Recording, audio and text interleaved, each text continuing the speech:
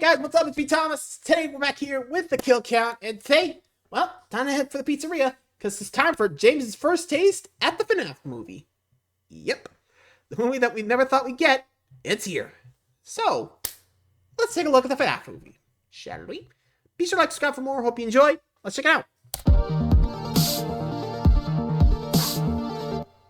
Welcome to the Kill Count, where we Hey, tally James, up how the you victims doing? in all our How's favorite outfit? horror movies and show you Show how they were made. I'm James A. Janice, and today we're looking at Five Nights at Freddy's, released in 2023. Five Nights at Freddy's, or FNAF to fans, is based on the viral video game franchise of the same name. FNAF takes place at Freddy Fazbear's Pizza, a Chuck E. Cheese-style restaurant played by animatronic Animosity. It's hard to know where to start with FNAF. Released in 2014, the indie horror game Five Nights at Freddy's was created in just 6 months by a single man, Scott Cawthon, who at that point was developing family-friendly Christian adventure games. One of his efforts, Chipper and Sons Lumber Co., was criticized for its unintentionally creepy characters, so Cawthon decided to repurpose the art style for a horror game. Five Nights quickly blossomed into a full-on media franchise, currently consisting of 9 main games, multiple spin-off games, novels, comics, an assload of merchandise, and a haunted house in Las Vegas? What? FNAF's success is due in part to its complicated lore, which has been picked apart and analyzed by countless internet sleuths. With such a rabid fanbase, a film adaptation was all but inevitable,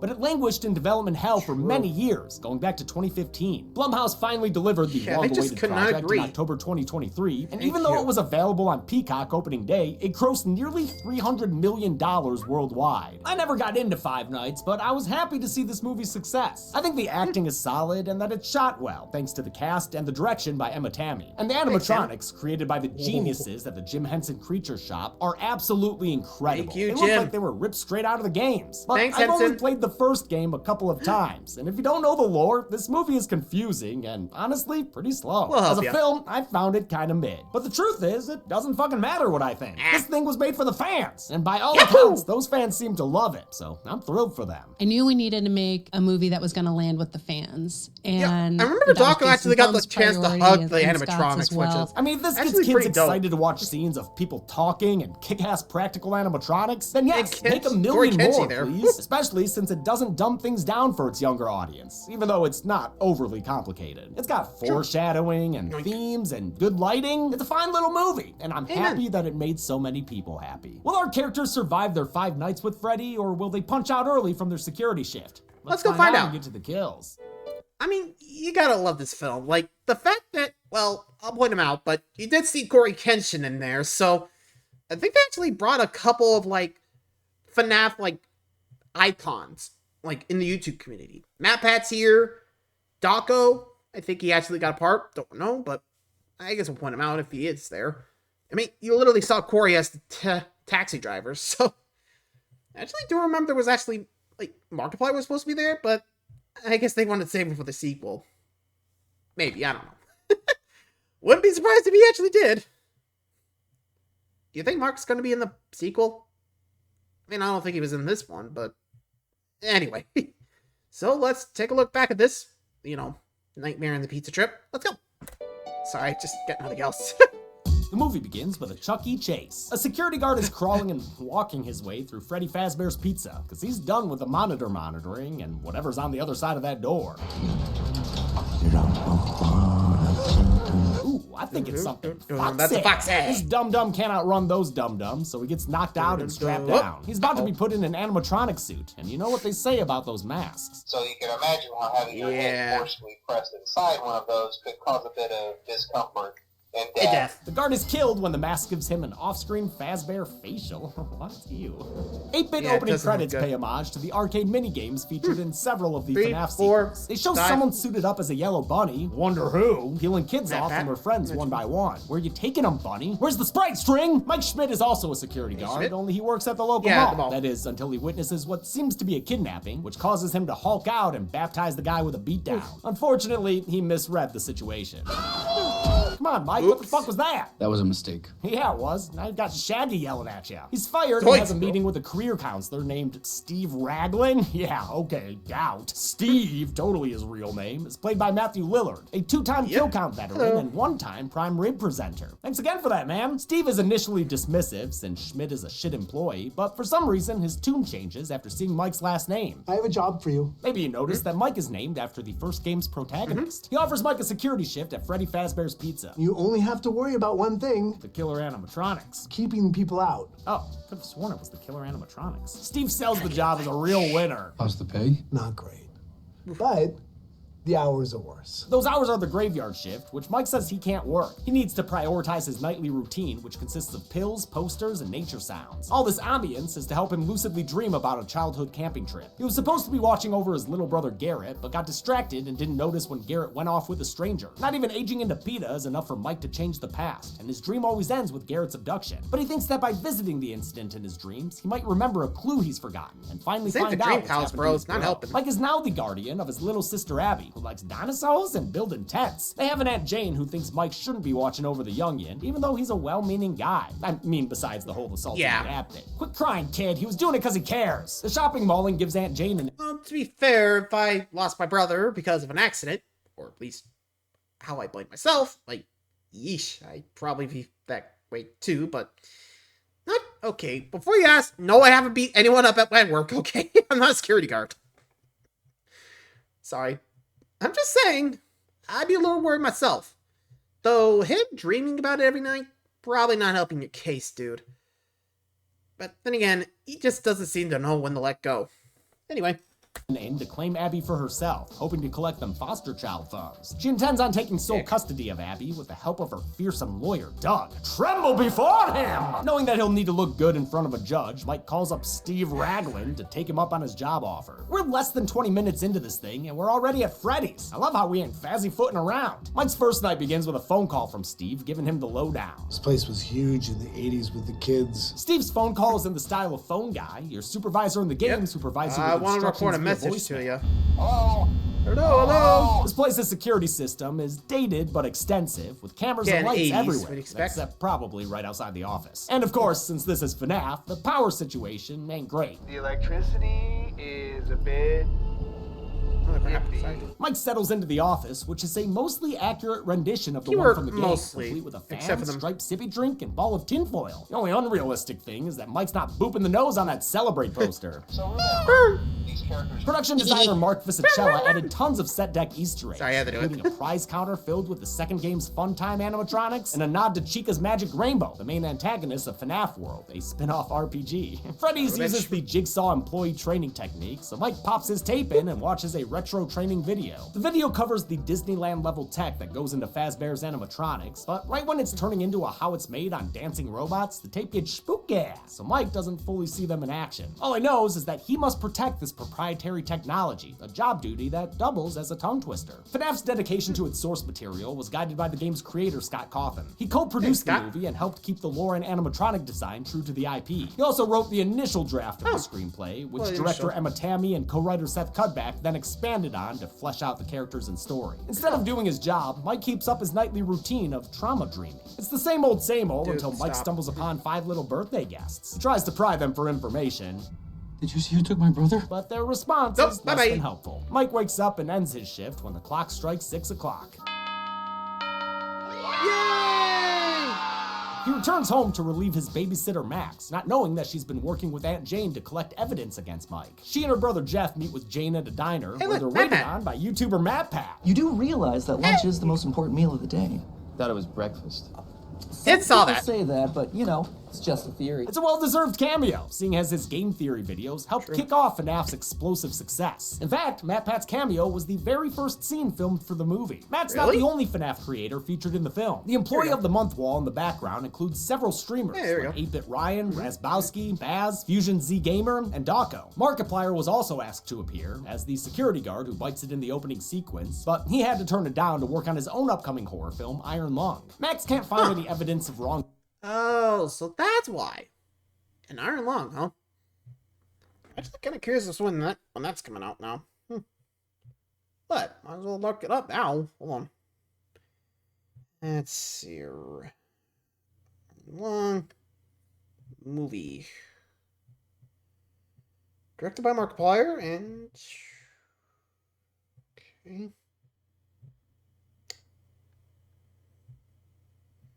Doesn't really say when. Odd. Did he not get around to it, or... I guess he must have canned it, or actually, it's still the same year. He saw his time, I guess. Said he was working on it, so I guess we'll see when it does release it. Anyway, back to the scheme. Doing, so Jane pays them to fuck with Mike's employment by trashing the pizzeria. Then he'll get fired, and she can take custody. It's the perfect illegal plan.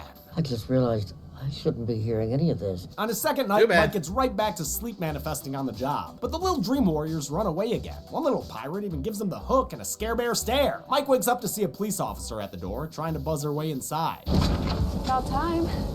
Starting to think maybe you fell asleep on the job. What? Who, me? No. This is Vanessa, a local cop who seems to know more about Freddys than she's letting on. She sees that Mike has a cut on his arm, the same one that he got in his dream. But this Five Nights at Freddy Krueger shit never comes up again. What the fuck's that all about? She gives Mike a grand tour of the restaurant, including a performance by its Robo Band. The song they sing is Talking in Your Sleep by the Romantics, an earwormy reference to Mike's sleeping habits. It plays several times in the film, which is great. I love when movies have a signature needle drop, like in You're Next, Us, and The Lost Boys. The band includes the 4 animatronics from the original game. Guitarist Bonnie, a blue bunny who's not voiced by Zoran, Chica, a chicken on backup vocals who has a sidekick named Mr. Cupcake, Party Pirate Foxy, who I guess is just there for, I don't know, vibes, and the band leader, Freddy Fazbear himself. Tammy knew from the get-go the animatronics would be the focal point of the film. They are part of the cast and the characters that the fans are the most familiar with actually going into this film. The difficult task of bringing them to life went to the team at Jim Henson's Creature Shop, under the supervision of lead designer Robert Bennett. The team created full-sized animatronics of the mascots, as well as suits worn by stunt performers. Jade Kindar-Martin played Bonnie, Jess Weiss played Chica, and Kevin Foster played Freddy. Foster's actually been added to the kill count before, in Jurassic World. It wasn't easy for them to perform in these heavy suits. I have a helmet that's about 16 pounds, and I call it a helmet because it's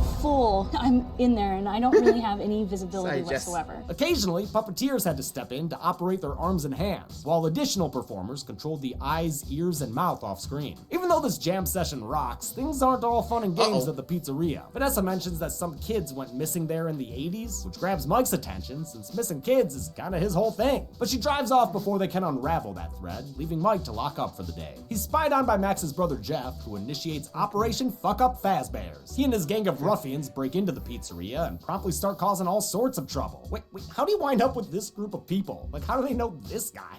A dude named Carl is poking through the kitchen when he's jump scared by Chica, who promptly sicks Mr. Cupcake on him. His buddy Hank hears the commotion and discovers Carl getting his face skin licked off by frosting.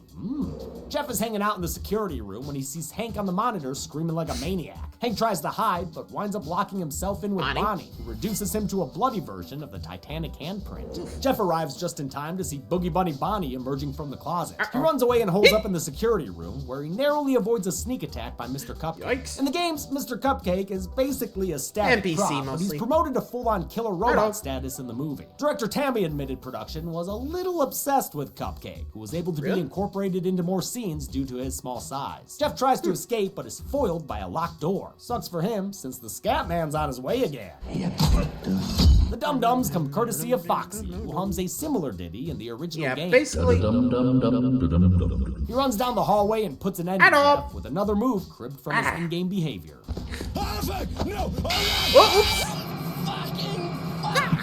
While the other characters could be played by humans, Foxy was a full animatronic puppet who required 6 performers just to make him walk. We have one on the head, one on the face, one on the arms. We have 2 on the feet, and then we have one that runs the rig, which pushes up and down and allows Foxy to sort of really cool. tilt forward and move his body up and down. This fricky fox was a danger off screen too. At one point, an overheating servo nearly lit him on fire. Someone on my team said, Foxy's smoking. I was like, yeah, Foxy's smoking. And they're like, no, it's smoking. I look back and I'm like, oh, it's smoking. Max, who's been waiting in the getaway car, goes inside to see what's taking so long. She encounters a little boy who runs away telling her to follow him, sounding exactly like an NPC. Follow me. A set this size would typically be built in parts, but production built Fazbear's Pizza as one continuous location, allowing the actors to move between rooms like it were an actual building. Max winds up in a workshop full of broken toys. One of the animatronics there is Sparky the dog, a supposedly hidden character in the first game. The diner from earlier was named after him. Sparky turned out to be just an internet urban legend, though. I guess Gen Z's version of the Mew under the truck by the SS Anne. Max follows the boy's voice to a Freddy suit in the corner and abandons any and all sense of logic that's a cuter when she run. sticks her face straight in its maw. She's pulled inside and literally bites the dust. Wait, was that the bite of 87? No, 23. I know it wasn't, so please don't yell at me in the comments. Please don't yell at me in the comments. Vanessa visits Mike to inform him of the damage done by Jeff and his crew. She accuses him of being too drugged up for the job, having found his stash of sleepy pills, so he opens up about his traumatic childhood and why he spends so much time sleeping. Every single thing that you see, your entire lifetime, the tiniest of details gets stored inside of you. I mean, no, that's not how that works. But Mike believes it is, which is why he keeps searching his dream memories for clues. He also reveals his father abandoned him and Abby after their mother died, who I guess is enough of a character to add to the count. Honestly, I don't so even we know who the Machete is. Vanessa is played by Elizabeth Lale, last seen on the Kill Counter Countdown, while Mike is played by Josh Hutcherson, star of the Hunger Games and TikTok fan cams. His horror credits include slashers like Detention and Tragedy Girls, the latter of which was penned by Tyler McIntyre and Chris Lee Hill, who have story by credits on FNAF alongside game creator Scott Cawthon. In light of his tragic backstory, Vanessa agrees not to file a police report, but insists that Mike stay awake and alert when he's working around the animatronics. With his usual babysitter bitten and high off, Mike is forced to bring Abby along on his next shift. She's gonna have to sleep on the floor, but she's still excited, because there's nothing kids love more than a cleaning montage! Yeah! I love watching dudes clean restaurants in my horror movies. All that cleaning gets Mike tuckered out, so he, you guessed it, takes another nap on the clock. He grills his new dream friend for info. Help me remember the man who took my brother. But the kid ghosts him, leaving behind a dirt bunny for Mike to ponder. While he's sleeping, Abby gets up to poke around for more lively playmates. She screams and wakes Mike up, who finds her surrounded by Fazbear and friends. He's ready to go to Chairtown to take this bear down, but don't worry, Mikey. Abby's just having some wholesome fun. They wouldn't stop tickling me. This rock band just wants to play. Wink. And though they don't like Mike, they're held at bay by Abby and her cutesy doodles. Mike realizes Abby's most recent illustrations look like a page out of his dream journal. Them's those damn dream kids, he keeps saying. Turns out Abby's been getting drawing prompts from beyond the veil. All they talk about is a yellow rabbit. Mike takes Abby back to Freddys the next night so she can probe her new friends for more details about Garrett's kidnapping. When they get there... Is that been a good idea? Like, seriously. You suddenly bring your daughter and they're like, hello, we're alive. I'd be like, okay. No. And finding that new... Okay. Honestly, if I was working there, I think I'd be looking for a new job ASAP, because at that point, I'd be like, nah. Also, is this a... Like, where was this? 1993, I think? Look at the time. I'm not sure if it's, like, recent. I mean, considering the mall could be... Remember, said it was the 80s, so we can't be in the 80s. So... Huh. What do you guys think? Anyway.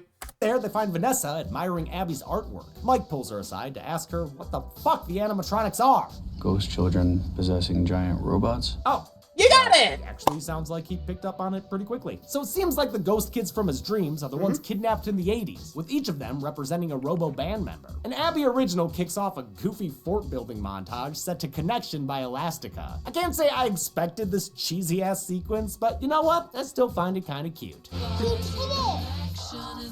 Hey, oh boy.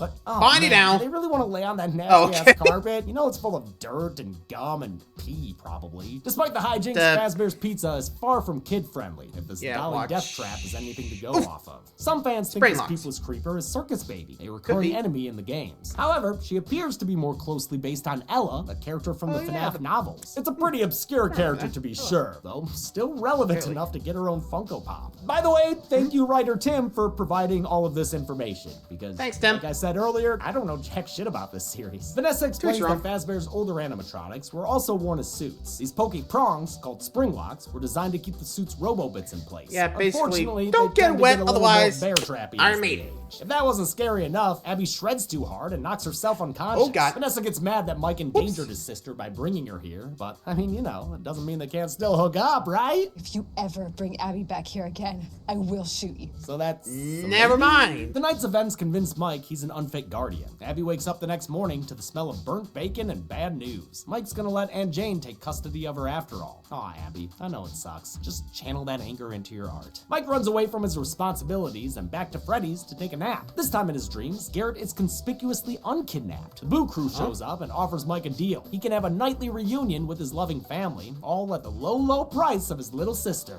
We want Abby. A conflicted Mike agrees to the deal, but thinks about it for like 2 more seconds and regrets it immediately. Sucks for him though, because now the kids are gone, and so is the family he traded for. What the fuck? Mike wakes up and finds himself strapped in the same perilous position as his predecessor. He manages to free himself and stumbles upon the bodies of Max and her friends, who have been stuffed into various Fazbear brand suits. Max appears to be stuffed inside Shadow Freddy, a purple variant of Freddy. Ooh. Mike makes it to the back entrance, where he nearly falls victim to Foxy's song and dance before escaping. I love this cable system they used for Foxy's sprint down the hallway. It's great. Back home, Aunt Jane is too distracted by her nightly infomercials to notice she has a surprise guest. Abby emerges from her room to find Freddy and lead ghost kid waiting for her. She'll just have to ignore Aunt Jane lying on the floor over there. Lead kid tells Abby she's sleeping, and it's possible she's only knocked out, but I'm making a judgment call and saying she did. She did. To get to Fazbear's, Abby and Freddy take a cab driven by streamer Corey X Kenshin. Corey's played these games a lot before, so he agrees to take the Freddy Faz Fair. Why do I always get the weirdos? You might notice that this Freddy is more Faz beaten up compared to his appearance at the restaurant. That's because this isn't Freddy. Lead Ghost Kid even said so. Not Freddy. It's actually Golden Freddy, a ghostly entity who serves as the overarching antagonist of the first game. Fans of the games might have caught his iconic "It's me" written on a mirror earlier, or noticed his signature glowing right eye. He's who the lead Ghost Kid represents, but he phantom vanishes once they arrive at the restaurant. We catch up with Mike at a random police supply outpost that Vanessa must have brought him to off screen. He's pissed at her for not warning him about the homicidal robots. You saw Abby playing with them. And you knew what they were capable of, and you didn't say anything! Yeah, maybe he should be the one threatening to shoot her. Actually, no. Don't do that. Vanessa finally comes clean about Fazbear's dark history. She reveals the ghost children are being controlled by William Afton, the owner of Fazbear's Pizzeria, who murdered them in the 80s. The cops searched the restaurant for the missing kids, but Afton was a cruel and clever man who hid the evidence away in a disturbing place. It's not just their ghosts that are inside of those machines. It's their bodies. And how does Vanessa know all this? Well, because there's one more thing to know about William Afton. He's Vanessa's father! It's a flip on the game lore where William Afton is Mike's dad, not Vanessa's. Vanessa does appear in the 9th game as a security guard and is revealed to be a follower of Glitchtrap, a murderous mascot who's implied to be William Afton's ghost? God damn it, there's a lot of lore in these games. Tammy knew up front we wouldn't be able to cover everything in the film. The lore is massive, and there was no way we were ever going to fit everything into one film, nor was it the intention. But she and Coffin both agreed that Afton would be crucial to include, and made sure to tie the film to the story of the first game. As a final blow, Mike recognizes Garrett's toy in a photo and realizes William Afton is the man who kidnapped his brother long ago. Oh, it's personal now. Vanessa's too scared of her dad to help Mike, but arms him with a bunch of tasers, since they'll mess with the animatronic circuitry. Mike takes her cruiser back to Freddy's, where he diehards his way inside. He disables Freddy and Bonnie with a bucket of water and a well-placed taser shot. Chica, however, is absent. She's leading Abby to the back, where a mechanical makeover awaits her. Mike arrives just in time to save her, but their escape is hampered by that pesky cupcake. Mike shocks his foe into submission, giving Abby a chance to ball Apocalypse Now into a hiding spot. When Mike tries to find her, he runs into a yellow bunny, the foreboding figure all over Fazbear's wall of drawings, and the 8-bit opening credits. Mike tries to use his taser, but this ain't no robot. This is William Afton in the flesh, or rather, in the suit. A yellow variant of Bonnie, known in the games as Springbok. Abby's nearly found by Foxy until he's put down by a Deus Ex Machina. It's Vanessa, who's decided to come help out after all. But they'd better hurry, since Afton wastes no time disarming Mike and kicking the absolute shit out of him. Ow. You could just leave it alone, could you? Lucky me! Afton reveals he murdered Garrett shortly after kidnapping him, so I'll go ahead and put him on the couch. So that's the 8. kid killer is positively thrilled he gets to complete the set by murdering Mike right now. Symmetry, my friend. He summons forth Fazbear and friends to finish off the Mike, kid? but Vanessa shows up and holds her father at gunpoint. Between his voice and that ghost-faced knife wipe, you might have guessed Afton's identity before he removes his mask. But if you didn't, There we surprise, go. Sydney, it's Steve Raglan. A reveal that might have been more shocking if Lillard wasn't announced as William Afton back when he was cast. Also, wait, what the fuck? I thought he was supposed to be purple or something. Anyway, major props to Lillard for his physical performance here, considering he couldn't actually see out of his suit, instead relying on Tammy's direction to know what he was doing. Vanessa gets a shot off on her old man before he regains the upper hand. Abby tends to Mike, who realizes her drawings might be able to save them, since they're how she can communicate with the ghost kid robots. He tells her to show them what really happened. Giddy up, Abby. It's doodle or Abby, die. go, go, go, Afton go. tries to stifle her art, but he's stopped by Vanessa, who receives a gnarly stab to the stomach for her troubles. Abby pins up her drawing, which depicts Afton's crimes against the kids. It strikes a chord with the animatronics, and after Mike puts a spotlight on the kitty killer, the band finally turns on their manager. He tries to get them back under his control with some sweet talk. You are wretched, rotten little beast. But for some reason, it doesn't work. Mr. Cupcake takes a bite out of him, which causes the suit's spring locks to activate. In a scene ripped straight from the games, Afton is crushed inside his suit as he defiantly puts his mask back on. I always come back. I know that line comes from the games, but I wonder if Cawthon knew it was already a Chucky quote. I always come back. Mike and Abby escape with an injured Vanessa as the restaurant begins to collapse, leaving Afton to be dragged away to an unpleasant fate. In the film's epilogue, Abby is shown to be thriving, while Vanessa is shown to be in a coma. Over dinner, Mike and Abby tease a sequel by talking about visiting the animatronics again. The film fades back to a ruined Fazbear's, where Golden Freddy's ghost child stands watch over a seriously messed up Afton. He's not quite ready to go on the count yet, though. If you're familiar with the game lore, you know why. The end credits are scored by the Living Tombstone's Five Nights at Freddy's song, another early viral creation that helped popularize the game. A mid-credits scene sees cab driver Corey get jump-scared by Balloon Boy, who popped up 2 other times in the movie. In the games, Balloon Boy serves as a recurring nuisance who appears suddenly and messes with the player's controls. Finally, the credits end with an eerie voice. It spells out "Come find me," another quote associated with that bastard Golden Freddy, who alt F4'd my game when my stream tricked me into putting in a secret code. Well, let's see what this is. Motherfucker. You fucks! How many people wound up biting the big one of 87? Well, I want to tell you, but I'm not sure where to go from here. May I suggest the numbers? Oh, hi, Matt. Oh, yeah, sure. Thank you, Ness. But the problem is I haven't come up with a good to the numbers bit yet. Oh, that's no big deal. Are you sure? Because What do you mean? I feel like some Hi. people think a kill count's only as good as its to the numbers gag. Well, some people do say that, but, you know, it's Just just a a theory. theory. A kill count theory? No. Yeah, I guess it would be that. By the way, Yeah, let's go. thanks for stopping by, please. Matt. Pat. Yeah, let's end All this right, bit. wait for me. Woohoo! I think only 8, right? I counted 8 kills in Five Nights right. at Freddy's, though I'm 5 sure guys? there's room for 3? debate there. The victims consisted of 5 males and 3 females, giving us this Fazbear Pizza Pie Near chart. even, too. We've seen this count and breakdown in 9 previous kill counts before. With a runtime of 109 minutes, that left us with a kill on average every 13.63 minutes. I'll give the Golden Chainsaw for coolest kill to Max, though it's mostly done in shadow frame to retain that PG-13 rating, but still gnarly, cutting and a nice nod to the bite of 87. Double machete for lamest kill will go to Aunt Jane, since I'm not even entirely sure she's dead. Guess we'll find out in the sequel. And that's it. Five Nights at Freddy's was released in 2023 and kicked ass at the box office. I'll be sure to cover the sequels that are undoubtedly on their way, but until then, I'm James A. Janice. This has been the Kill Count. Thanks a lot for watching this Five Nights at Freddy's Kill Count. I know that this was hugely requested. There were reasons I couldn't cover it until now, but now we're covering it, and I hope it goes well. Man, I love all the little balloons in here. It's so fun. Huge thanks for Matt Pat for coming over to my house and filming that segment. It was so fun to do it with him. We got lucky. He happened to be in town the weekend I was filming this, and Stephanie came too, and they're so nice. Well, that was actually kind of nice of Matt Pat to do that. And I mean, kind of. I mean, way to go, Matt. Thank you. Man. Anyway, you think Matt Pat's gonna... Oh, wait. Sorry, I was about to say, you think he's gonna do a theory, but Matt's leaving, so fair enough. Anyway, I guess we'll see when the sequel comes out. But it's definitely gonna be interesting. Though, if I had to take a guess, Afton comes back, or I'm not sure if he's gonna be able to get Actually, now that I think about it, probably gonna make his own. You know, somehow get out of there. Not sure wreck the animatronics, but or at least the old ones, but probably steal some of their parts to make the new ones, the toy ones. Wouldn't be surprised if he did. What do you guys think? Let me know. Well, till then, thanks for watching, guys. See ya.